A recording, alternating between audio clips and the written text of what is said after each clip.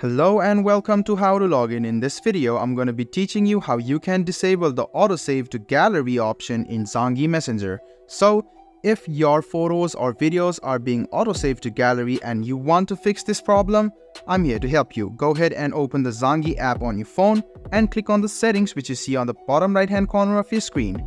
Now, what you need to do is go to chats.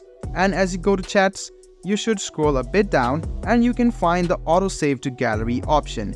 If this is turned to blue, you can notice that all of your photos and videos will be coming onto your gallery and your size might be full. So in order for you to disable it, just go back to settings, go to chats, scroll all the way down and find autosave to gallery option. Go ahead and disable this function and your photos will no longer be saved automatically.